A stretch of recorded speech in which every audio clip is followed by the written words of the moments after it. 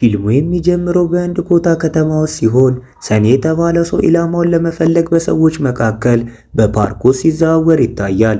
ከሩቅ ሆና ላቲካ የተባለችው ወጣት ሴት ከፍቅረኛው ሞንቲ ጋር በከፍተኛ ሁኔታ ስትጣላም ይመለከታታል። ከዛም በድንገት ጥላው ትሄዳለች። ሰኒ ኢላማውን ለይቶ ካወቀ በኋላ አስቂኝ ጭንብል ያደርጋል። ሆን ብሎም ከሞንቲ ጋር ይላተማል።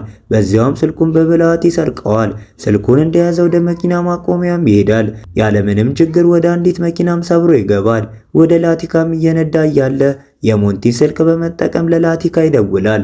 ሞንቲም አደጋ እንደደረሰበትና ስልኩን በእርሱ ዘንድ እንደተወ በሐሰት ይነግራታል። ላቲካ መጀመሪያ ላይ ጥርጣሬ ያድሮባት ነበር። ነገር ግን የሰኒ የማሳመን ችሎታ ቀስ በቀስ ያሸንፋታል። እርሱንም ለመገናኘት ትስማማለች። አጠገቧም መኪናውን ያቆምና ሞንቲ በጭነት መኪና ከኋላ እንደተገጨና በጭንቅላቱ ላይ በደረሰበት ከባድ ጉዳት ምክንያት ወደ ሆስፒታል እንደተወሰደ ያስረዳታል። ይህንን ስትሰማ ላቲካ በግልጽ መረበሽና ከፍተኛ ድንጋጤ ይታይባታል። ሰኒ ወደ ሆስፒታል ሊያደርሳት እንደሚችልም ያቀርብላታል። ከጥቂት ማመንታት በኋላም መኪና ውስጥ ትገባለች። በጥቂት ደቂቃዎች ውስጥ ሰኒ ወደ ሌላ የተለየ መንገድ ይታጠፋል። ይህም ጥርጣሬዋ እንዲጨምርና መኪናውን በአስቸኳይ እንዲያቆም እንድትጠይቅ ያደርጋታል። ሰኒ በድንገት ፍጥነቱን ሲጨምር ላቲካ አንድ መጥፎ ነገር እየተፈጠረ መሆኑን ትረዳለች። ለማምለጥም ትሞክራለች። እንዲያውም ዘላ ለመውጣት መኪናውን ትከፍታለች። ነገር ግን ሰኒ ወደ ውስጥ ይጎትታታል። ልክ እንደ ልምድ ያለው አዳኝ በክሎፎርም አማካኝነት ራሷን እንድትስት ያደርጋታል። ከጥቂት ቆይታ በኋላ ወደ አንድ ገለልተኛ መኖሪያ ቤትም ይወስዳታል። እዚያም የጩኸት ድምፅን ለሰዓታትና ለብዙ ርቀት ያስተጋባል። ምሽት ሲሆን ፖሊስና መገናኛ ብዙሃን ምርመራ ለማድረግ በወንጀሉ ቦታ ይሰበሰባሉ። ከጥቂት ቆይታ በኋላ በብልሃቷና ወንጀልን በመፍታት ችሎታ የምትታወቀዋ ዝነኛዋ ከፍተኛ መኮንን ሺቫኒ ሮይ ቦታው ላይ ትደርሳለች። በጋዜጠኞቹም ብዛት ተበሳጭታ ገፍትራቸው በማለፍ ይፋዊ መግለጫ እስክትሰጥ ድረስ እንዲጠብቁ ታዛለች። የበታቿ መኮንንን መገናኛ ብዙሃኑን የጠሩት በመኮንን ሸካዋት ትዕዛዝ መሆኑን ትገልጻለች። ይህም ሺቫኒ ሚስጥራዊ በሆነ የወንጀል ቦታ ላይ ጋዜጠኞችን በማምጣቱ ሸካዋትን በብርቱ እንድትቆጣ ያደርጋታል። ከዚያም ፍንጮቹን መመርመር ትጀምራለች። ገዳዩ ወንጀሉን በትክክል እንዴት እንደፈጸመው በባለሙያ ደረጃ ታስረዳለች። ይህ በእንዲህ እንዳለ ሸካዋት በሺቫኒ ይቀናል። ምክንያቱም መስሪያ ቤቱ በሁሉም ጉዳዮች ላይ ከእርሱ ይልቅ እሷን ስለሚመርጣትና በወንጀል ቦታው ላይ በጣም ድራማዊ ናት ብሎ ስለሚተቻት ነው። እርሷ ጊዜውን እያባከነች እንደሆነም ያምናል። ምክንያቱም እርሱ የላቲካ ፍቅረኛ ሊሆን ይችላል ብሎ የጠረጠረውን ገዳይ አስቀድሞ በቁጥጥር ስር አውሏል። ሺቫኒ የላቲካን የቆሰለና በደም የተለወሰ አካል ስትመረምር ገዳዩ ሰለባውን ለማጥቃት ሹል ዘንግ የተጠቀመና አጭር ግራኝ በግራ እጁ የሚጠቀም ሰው ሳይሆን እንደማይቀር ትደመድማለች። ሸካዋት ግን የላቲካ ፍቅረኛ ሞንቲ ገዳዩ መሆን አለበት ብሎ ይከራከራል። ሆኖም ሺቫኒ ሞንቲ ግራኝ አለመሆኑን ሁሉንም ማስረጃዎች ግን አጥቂው ግራኝ መሆኑን በግልጽ እንደሚያሳዩ ትጠቁማለች። ሸካዋትም እንደ ላቲካ ያሉ ልጃገረዶችን ለስነ ምግባር መላላት፣ አጫጭር ልብሶችን በመልበስና ብዙ ፍቅረኛሞች በመያዛቸው ይተቻቸዋል። ይህ በግልጽ የሴቶች ጥላቻን ስትሰማ ሺቫኒ በጽኑ ዝም ታሰኘዋለች። እንዲሁም የሰለባውን ባህሪ ከመፍረድ ይልቅ የወንጀሉን ቦታ በመመርመር ላይ እንዲያተኩር ትመክረዋለች። ብዙም ሳይቆይ የላቲካ አስክሬን ምርመራ ይካሄዳል። ሺቫኒም ማብራሪያ ለማግኘት ወደ ቀዶ ጥገና ሐኪሙ ትቀርባለች። ዶክተሯም ላቲካ በሹል ጫፍ ባለው ዘንግ አማካኝነት ከባድ ጉዳት እንዳደረሰባትና ገዳዩ ከመግደሉ በፊት ያለ ርኅራኄ እንደደበደባት ይህንን ትገልጻለች። ይህም ቁጣውን በሰለባው ላይ ዘረገፈ በጣም አእምሮ የታወቀ ወንጀለኛ መሆኑን ያመለክታል። ዶክተሯም አክላ አጥቂው ጾታዊ ጥቃት እንደፈጸመባትና በመላ አካላ ላይ ከባድ የንክሻ ቁስሎች እንዳደረሰባት ታስረዳለች። ጨርቁ ሲገለጥ ሺቫኒ ገዳዩ ላቲካን ጉንጭ የተወሰነ ክፍሏን እንኳን ነክሶ እንደቆረጠው ትገነዘባለች። ጁኒየር መኮንኗ አይታው መቋቋም አቅቷት ዞር ብላ ታስታውቃለች። ሺቫኒ ግን በጭካኔ ክፉኛ ተመታ፣ አይኖቿ በእንባ ይሞላሉ። ዶክተሯ እንኳን ሳይቀር ተረብሻ ይታያል። ሺቫኒም ገዳዩን ይዛ ከማሰብ በላይ የሆነ ቅጣት እንዲቀበል እንድታደርግ ያሳስባታል። ከዛም በኋላ የሺቫኒ የበላይ አለቃ ይህንን ወራዳ በፍጥነት እንድትይዘው ያሳስባታል። ገዳዩ በአገሪቱ ውስጥ ትኩረት እየሳበ በመሆኑ የራሷን ቡድን ለማቋቋም ፍቃድ ትጠይቃለች። አለቃውም ስራውን ለሸካዋት ሲሰጠው ቡድኑ በእርሷ ምርጫ መሰረት መዋቀር እንዳለበት በጽኑ ታሳምነዋለች። ምርመራው ይጀመራል። ሺቫኒም ለላቲካ በጣም ቅርብ የሆኑ ሰዎችን መጠየቅ ትጀምራለች። ላቲካ ግልጽ እንደነበረችና ከኮሌጅ መልስ በየቀኑ አባቷን በሕክምና መደብር ውስጥ ትረዳው እንደነበረ ትረዳለች። ወላጆቿ የሞተችውን ልጃቸውን እያስታወሱ በሺቫኒ ፊት በሐዘን ተሰበሩ። ትዕይንቱ ፓንጂ ወደ ተባለችው ፖለቲከኛ ወደሚካሄደው ሰኒ ይቀየራል። ፓንጂ ፖለቲከኞችን የፈለጉትን ሰው ለማስወገድ እርሱን እንደሚጠቀሙበት ካወቀ በኋላ ሰኒን ከሌላ ከተማ አስጠርቶታል። የፓንጂ ታዛዥ ለሰኒ ቀጣይ ኢላማው የሆነው ካማል የተባለ ጋዜጠኛ ፎቶ ይሰጠዋል። የካማልን ሞት ልክ እንደ ድንገተኛ አደጋ መምሰል እንዳለበት ያዘዋል። የፓንጂ ሰዎች በሰኒ ችሎታ ላይ ጥርጣሬ አላቸው። ቢሆንም ግን የሰኒ አይኖች ሺቫኒ ጋዜጣዊ መግለጫ እየሰጠች ባለችበት ቴሌቪዥን ላይ ተተክለዋል። ሺቫኒ ያንን ዝቅተኛ ወንጀለኛ በአንገት ልብሱ ጎትታ እንደምታመጣውና በገዛ እጆቹ እንደምትደበደበው በድፍረት ስትናገር እይታው በቁጣ ተሞላ። የላቲካ ገዳይ በእርሷ ላይ የቀለደባት መሆኑን በመረዳት ሺቫኒ ላኪውን ለመፈለግ ትጣደፋለች።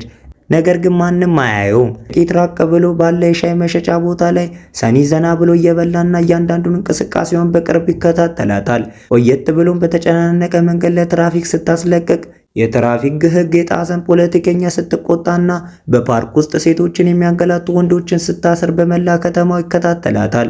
የታዘበ አስተሳሰቡን በመግለጽ ሰኒ እንዴት ሴት ሁልጊዜ ከወንድ በታች መሆን አለባት፣ ከእርሱ ፈቀቅ ማለት የለባትም እና ትዕዛዙን ብቻ መታዘዝ አለባት ሲል ይናገራል። ከዚያም ሺቫኒ እስከ ቤቷ ድረስ ይከታተላታል። እንደ ሰራተኛ በመምሰል ወደ ውስጥ ይሾልካል። እድሉንም በመጠቀም ወደ መኝታ ክፍሏ ይገባል። አልጋዋ ላይም ይጋደማል። ሺቫኒ ወደ ቤት ስትመለስ መስታወቷ በሊፕስቲክ ተለቅልቆ ሳሪዋ ባህላዊ ልብሷና ጫማዎቿ ጠፍተው ታገኛለች። ይህ በእንዲህ እንዳለ ሰኒ የፖሊስ ጣቢያውን እየተከታተለ ባለበት ወቅት የፓንጂ ታዛዥ እንደገና ወደ እርሱ ይቀርባል። ከጥቂት ቅጽበቶች በኋላ ፓንጂ ደውልና መኮንኗን መከታተል አቁም፣ በስራው ላይ እንዲያተኩርም ያዘዋል። ይህም ሰኒ እያንዳንዱ እንቅስቃሴው ክትትል እየተደረገበት መሆኑን እንዲረዳ ያደርገዋል። በኃያሉ ፖለቲከኛ ከመሸበር ይልቅ ሰኒ ለፓንጂ መኪና እንዲያዘጋጅና ስራው እስከ ምሽት ድረስ ተጠናቆ እስኪረከብ ዝም ብሎ እንዲጠብቅ በግልጽና ያለ ፍርሃት ይነግረዋል። እንዲያውም ያንን ታዛዥ አገልጋይ አንገላታዋል። ከጥሪው በኋላ ሰኒ ፕሮቪን የተባለ የሻይ አቅራቢያ ልጅ ይጠራና አብሮት እንዲሰራ ከፍተኛ መጠን ያለው ገንዘብ ያቀርብለታል። ልጁም ሳያቅማማ ይስማማል።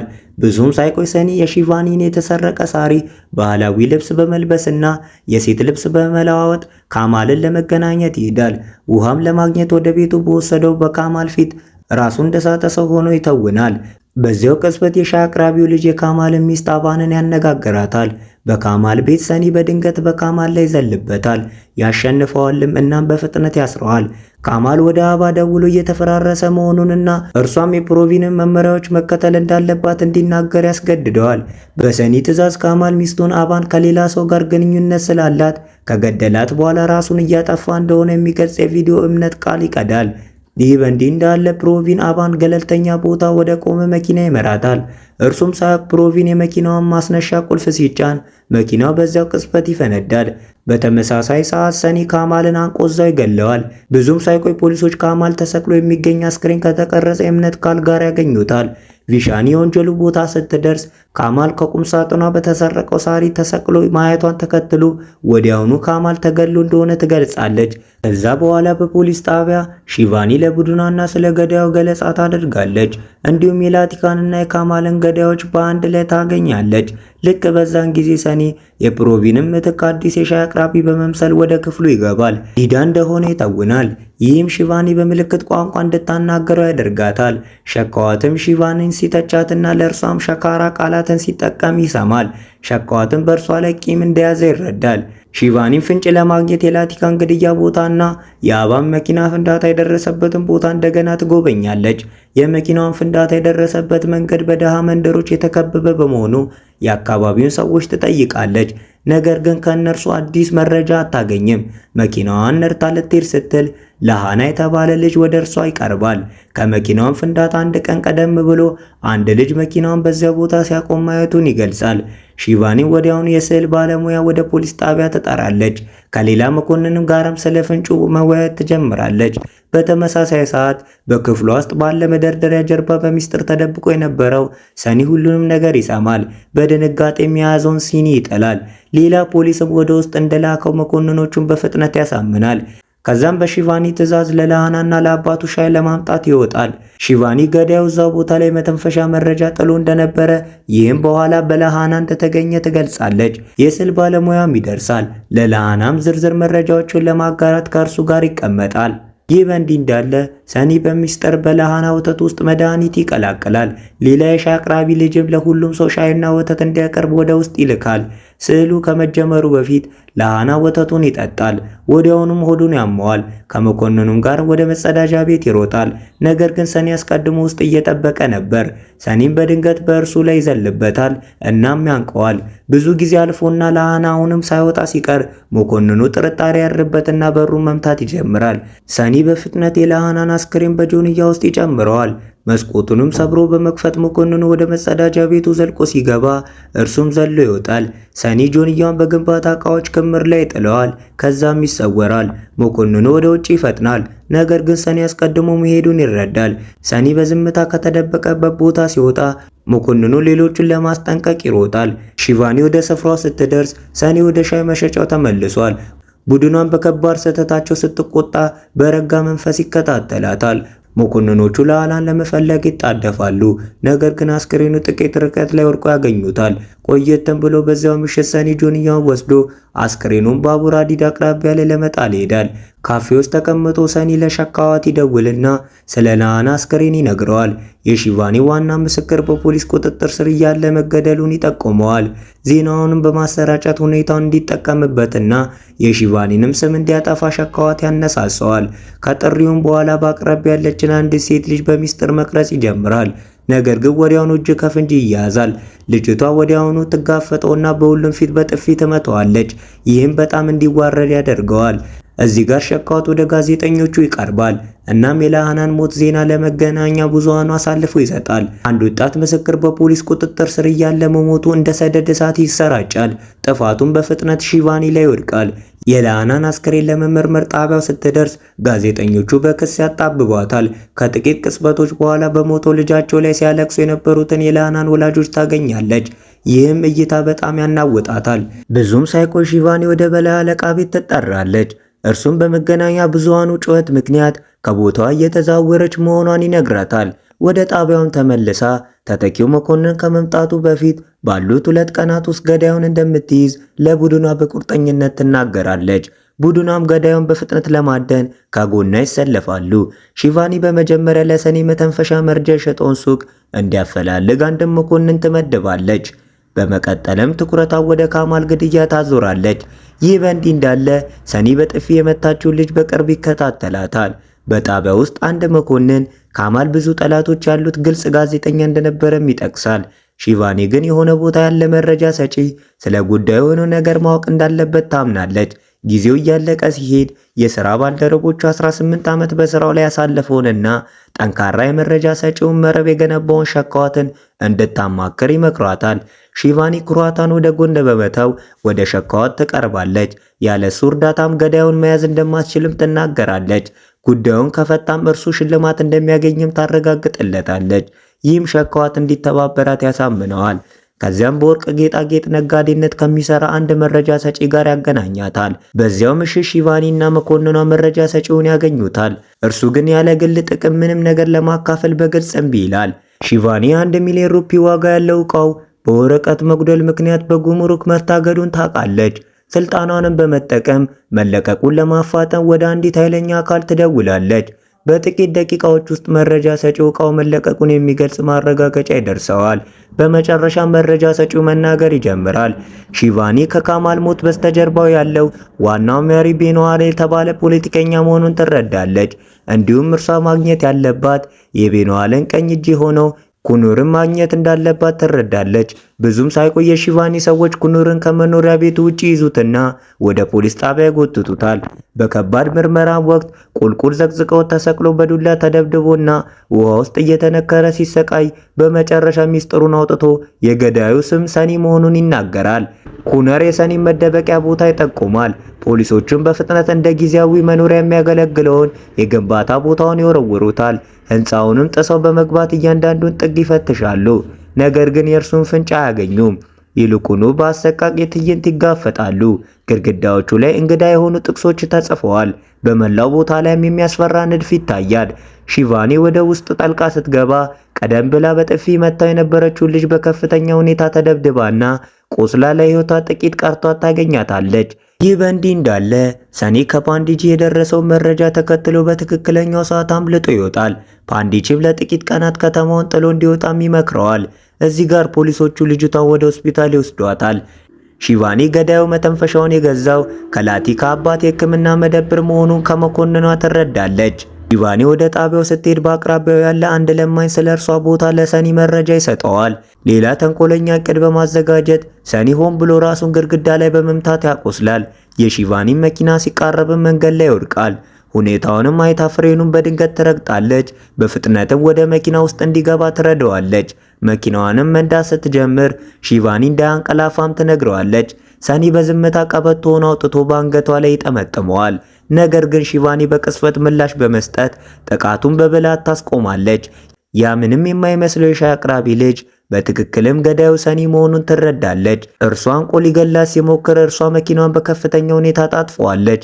ሺቫኒ ከፊት ለፊት ከሚመጣ የጭነት መኪና ጋር መጋጨትን ለጥቂት ታስቀራለች። የሰኒ ጭንቅላትንም ከመኪና መስታወት ጋር ይላተማል። ፍሬኑን በኃይል ስትረግጠው ሰኒ ወደፊት ተወርውሮ ይወድቃል። በፍጥነት ከመኪና ጎትታም ታወጣዋለች። ያለ ራይም ትደበድበዋለች።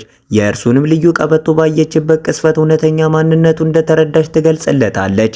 በከባድ ሁኔታም ካረገጠችው በኋላ ሺቫኒ ለሥራ ባልደረባዋ ልትደውል ስትል ሰኒ በድንገት ጭኗ ላይ በስክሪፕቶ በመውጋት ለጥቂት ጊዜ በላይነትን ያገኛል። እርሱም ይሸሻል። ሺቫኒም ስክሪፕቶን ከቁሷላ ላይ ስትነቅል ሚዛኗን ስትስትና እርሱን ለመከተል ስትታገል ትታያለች። በድልድዩ ላይም ትከተለዋለች። ነገር ግን ሰኒ ከታች ወዳለው ውሃ ውስጥ ይዘላል። ሺቫኒም ሳታቅማማ ተከትለው ትዘላለች። ውሃ ውስጥም ትይዘዋለች። በከፍተኛ ሁኔታም ይታገላሉ። ነገር ግን ሺቫኒ በሰለጠነችበት ብቃትና ልምድ የበላይነቱን ትይዛለች። ሰኒ ተስፋ በቆረጠ ሁኔታ የቆሰለ ጭኗን ሲጨምቀው እጇ ይላላል። በዚህም በአይኗ ፊት አምልጦ መሄድን ይሳካለታል። በማግስቱ ጠዋት ሺቫኒ ለጭኗ ሕክምና እየተቀበለችበት ባለችበት ወቅት መኮንኖቿ ሰኒ በአንድ አሳ አጥማጅ እንደዳነና ነገር ግን ሰኒ በአሳ አጥማጁ ጎጆ ውስጥ ራሱን ካወቀ በኋላ አምልጦ እንደሄደ መኮንኖቿ ለሺቫኒ ሪፖርት ያደርጋሉ። ላቲካ ከመሞታ በፊት የተቀረጸና ሰኒ ላቲካን በመተናኮሱ ምክንያት አውቶቡስ ውስጥ ሲደበድቡት የሚያሳይ ቪዲዮ ያሳዩታል። ሺቫኒም እርሱን ለመከታተል እንዲረዳ ቪዲዮን በከተማ ሁሉ እንዲሰራጭ ቫይራል እንዲሆን ወዲያውኑ ትዕዛዝ ትሰጣለች። ብዙም ሳይቆይ የሰኒ ቪዲዮ በከተማ ሁሉ ይሰራጫል። ሺቫኒም ህዝቡ የላቲካን ገዳይ እንዲያፈላልግ ጥሪ ታስተላልፋለች። ይህ በእንዲህ እንዳለ ሰኒ ራሱን የሙስሊም ሴቶች ልብስ በመልበስ በመሸሸግም የሚቀመጥበትን ቦታ ያገኛል። በተጨማሪም ፓንዲጂ ትምህርት ቤት ልጃገረዶችን ከሚያጠቃ ሰው ጋር መስራት እንደማይፈልግ ገልጾ ሰኒ ዳግመኛ እንዳያገኘውና ካገኘው ግን ከባድ ዋጋ እንደሚያስከፍለው ያስጠነቅቀዋል። ሰኒ ሳይደናገጥ ለደረሰበት ስድብ አጸፋ ለመመለስ ወዲያውኑ ተንኮልንና ዕቅድን ማውጣት ይጀምራል። የተጨናነቀ መንገድ ላይ ፓንዲጂን የልጅ ልጅ ይከተልና ስልኩን ይሰርቀዋል። ወዲያውኑ ስልኩን በመጠቀም የፓንዲጂን የልጅ ልጅ ፕሪያንካን ይደውልላታል። ወንድሟም ከባድ አደጋ እንደደረሰበትም በሐሰት ይነግራታል። እርሷም ደንግጣ ያለችበትን ቦታ ትነግረዋለች። እዚያ ሲደርስ ስልኩን በብልሃት ይመልስላታል። በመኪናም ሊያደርሳት ሐሳብ ያቀርብላታል። አንድ ሰዓት በኋላ ፓንዲጂ የልጅ ልጁ ቦምብ ታጥቃ የሚያሳይ የሚያስደነግጥ ፎቶ ይደርሰዋል። ሰኒ በአቅራቢያው ካለ በረንዳ ሆኖ ፓንዲጂ ሲደውልለት ይከታተለዋል። ሰኒ ፕሪያንካ በቅርቡ እንደምትሞትም ይዝታል። ፓንዲጂ የልጅ ልጁን እንዲተዋትም ይለምነዋል። ሰኒ ግን ለደረሰበት ውርደት ሺቫኒ በይፋ ይቅርታ እንድትጠይቅ ይጠይቃል። ይህ ከሆነ ፕሪያንካን በሰላም እንደሚለቃትም ቃል ይገባል። ከጥቂት ቆይታ በኋላ ሸኳት ሺቫኒ ይቅርታ እንድትጠይቅ እንደሚያደርጋት ለፓንዲጂ በስልክ ያረጋግጥለታል። ሆኖም ሺቫኒ ሰኒ ይቅርታ ብትጠይቅም እንኳን ፕሪያንካን ከመጉዳት እንደማይመለስ ስለምታውቅ ለሰኒ የማይረባ ጥያቄ እጅ አልሰጥም ትላለች። ይልቁንም የደህንነት ካሜራዎችን በመጠቀም ሰኒን በመከታተል ላይ ታተኩራለች። የሥራ ቡድኗም እያንዳንዱን ምስል በጥንቃቄ በመመርመር እንቅስቃሴውን ይከታተላሉ። በመጨረሻም በአንድ የኢንዱስትሪ ቦታ ላይ እንዳለ ይደርሱበታል። የፖሊስ ክፍሎች ከሸኳት ቡድኑ ጋር በመሆን ወደ ኢንዱስትሪ ቦታ ይፈጥናሉ። ሺቫኒ የቦታው ዘበኛ ተገሎ ታገኛለች። መኮንኖቿ ሕንፃውን እንዲወሩ ምልክት ትሰጣለች። ፕሪያንካን ፍለጋ በየቦታው ይበተናሉ። የተሰጠው የጊዜ ገደብ ሲቃረብ ፓንዲጂ በጆንያ ሙሉ ገንዘብ ይዞ ይመጣል። ሺቫኒም የፈለገችውን ያህል ገንዘብ እንድትጠይቅ ይወተውታታል። እንዲያውም ከቦታው እንዳትዘዋወርም ሊሰርዝላት ቃል ይገባል። ሺቫኒ ግን አቋሟን ሳታለሰልስ ፖሊሶች ስራቸውን እንዲተዋቸው በጽኑ ታሳስበዋለች። ጥቂት ደቂቃዎች ብቻ ሲቀሩት ሻካዋት ሺቫኒ ለሰኒ ጥያቄ እጅ እንድትሰጥ ይማጸናታል። እርሱንም ቢሆን ችላ ትለዋለች። በድንገትም ሰኒ ሁልጊዜ ግድያዎቹን እንደ ቲያትር እንደሚያዘጋጅም ትረዳለች። ይህም ማለት ፕሪያንካን በግልጽ በሚታይ ቦታ ደብቋታል ማለት ነው። በመጨረሻዎቹም ደቂቃዎች ላይ ፕሪያንካ ቦምብ ታጥቃ ያለችበትን የጭነት መኪና ታገኛለች።